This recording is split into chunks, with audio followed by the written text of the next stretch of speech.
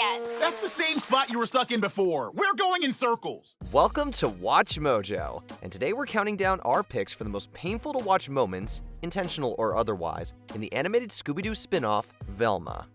Norville! Hey, I was rethinking our friendship this morning, and maybe it's healthier No if time! Drive me to Fred's house! I'll get my windbreaker. Number 10, the Candywoman Reveal, the Candywoman. You're the Candyman? When Daphne reveals herself to be the Candyman dealer, Velma immediately starts with the questions and the judgment. Of course, Velma's not just concerned with Daphne's brand.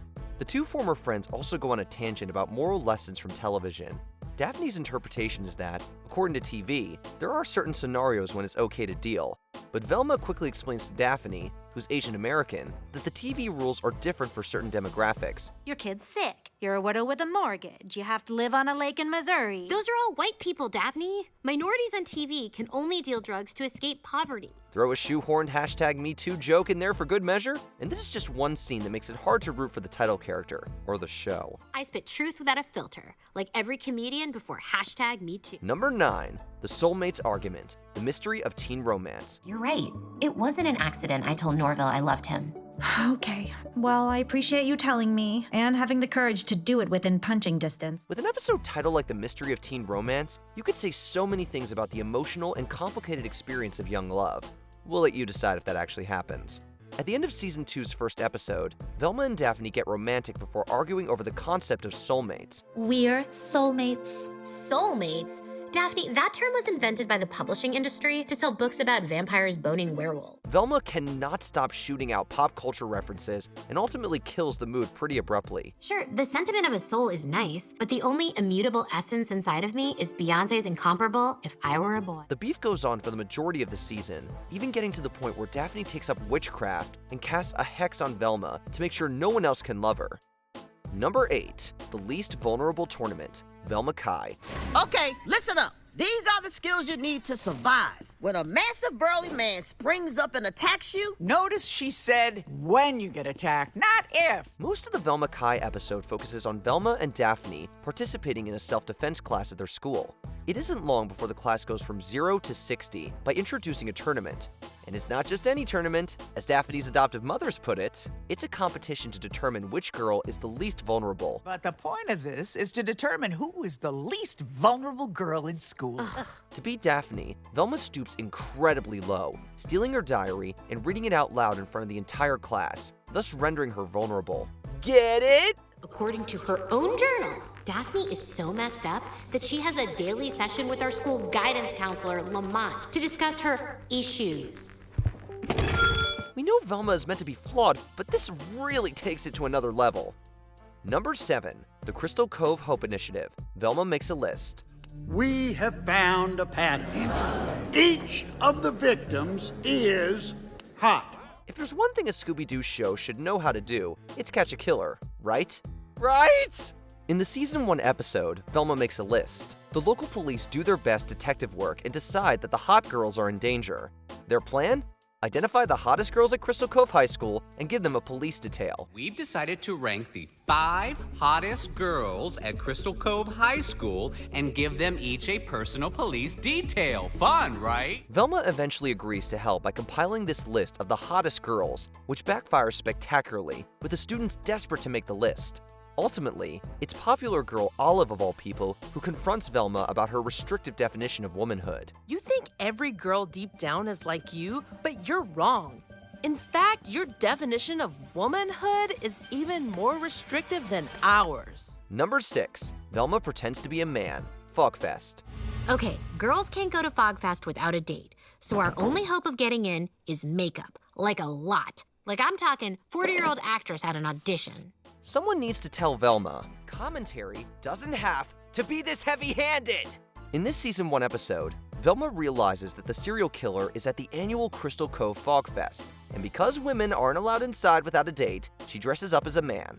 Of course, she quickly sidetracks from her goal when she makes a discovery. As a guy, I can do anything. So I say, lady, I'll give you the parking spot when you stop being a... Even Daphne seems to be more into her. Over the course of the season, Velma just keeps the sweeping generalizations coming. An uncomfortable work environment? And let me guess, you struggle to believe that because most guys don't believe that's an actual thing. Number 5. Velma's Tattoo, Till Death. The only way to stop that from happening is to find Uncle Scooby. Scooby, dude, where are you? There were many moments in Season 2's last episode that had us reeling. Burning books, Velma? Really? Even though you required my friend Velma to put down a $500 deposit. She burns the novels by sexist male authors, which is most of them. With the back and forth on whether ghosts are real, the show can't ever seem to focus on what it wants to do. So instead, it makes a hyper-specific reference to something no one wants to remember. In the final moments of Season 2, Norville's grandma tells the now ghostly Velma that she was unable to remove Velma's Cuomo Fauci 2020 tattoo. I'm sorry, Velma. I have done everything, but I can't revive your body. Nor was I able to remove your Cuomo Fauci 2020 tattoo. Is it just us, or have COVID jokes already started aging really poorly? Number 4. Do you know what 420 is? The Candywoman. Ah! Velma's birthday gift! Scooby-Doo fans have often joked about what Shaggy and Scooby are really doing in the back of the Mystery Machine. Hey, those munchies don't come from nowhere, unless you have a tapeworm. Velma turns these jokes on their head, making Norville 420 unfriendly. It goes even further, however. When Norville asks if Velma knows what 420 is, she replies with a jab at everyone who enjoys, well, you know what we're talking about. If I ever even think about getting into 420 culture, or especially 420 related humor, kill me. You know what 420 is, right? Yeah, it's code for adults who still watch cartoons. Maybe this is meant to be ironic because Velma is a cartoon? The show pushes the joke of Norville despising 420 even more throughout Season 2 as he tries to cure himself of his hallucinations. I smoke so much, people think I'm from Northern California. Number 3. The strip club scene. The sins of the fathers and some of the mothers. So, what do you want to talk about? The Miller case? Oh, right. This is lunch with my daughter. Where does a dad take his daughter to spend some quality time together? Well, if you're Velma's dad, Amon, it's to a strip club. For a moment, they actually seem to be bonding. Wait, did you just teach me a life lesson? Yeah, you want another one? Don't date anyone who owns more throw pillows than books. But then he decides work is more important. So what's Velma's solution? She starts pole dancing to get her dad's attention. I'm doing what every girl is doing up here. I'm just trying to get my dad's attention. And one day it will work. Sure, she keeps it PG, but still, it makes us wonder, and not for the first time, who is this show for?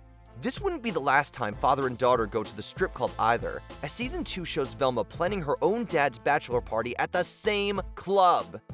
Number 2, meeting the gang, Velma. Hey, Fred. Do I know you? It's Velma from school. You cheat off me in Spanish because you think I'm Mexican. The roughest part in starting Velma is having to accept the show's new rendition of the characters we've come to know and love. Spoiler alert, none of them are anything like the characters we once knew. And it isn't just Velma who's gone through questionable changes in her character.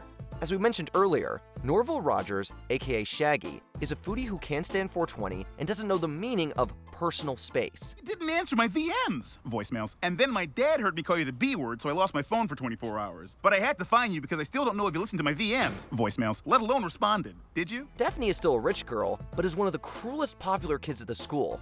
As for Fred, he's a misogynistic narcissist who still adds E's at the end of words like a child. A very spoiled child.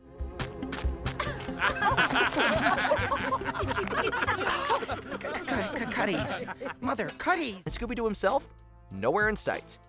Before we continue, be sure to subscribe to our channel and ring the bell to get notified about our latest videos. You have the option to be notified for occasional videos or all of them. If you're on your phone, make sure you go into your settings and switch on notifications. Number 1, Twerking on the Killer, the brains of the operation. Velma, how did you know we were down here? Was Fred right about the government putting trackers in those vaccines? Velma is a show packed with meta jokes and references, a lot of which feel forced and outdated. And Velma herself is often very hard to like. Perhaps nowhere is this more apparent than in the Season 1 finale. Wow, I'm already loving our new truth dynamic. After Fred's mom turns out to be the killer, oh yeah, spoiler alert, we guess, Norville accidentally impales her with a stalactite. As he throws up, and Fred kneels by his mother's bloody body, the self-absorbed Velma starts dancing and twerking, celebrating for having cracked the case. For someone known for solving mysteries, Velma really needs to get a clue. Fred, ghosts are not real. Oh, what a surprise! Velma's standing up for Norville, the love of her life. What's the cringiest moment you've seen from Velma? Did it make our list? Let us know down in the comments. Oh my god, that was amazing! Guys put zero pressure on you to wash your hands. Even though I didn't catch the serial killer, at least tonight's not a total loss. Did you enjoy this video? Check out these other clips from WatchMojo, and be sure to subscribe and ring the bell to be notified about our latest videos.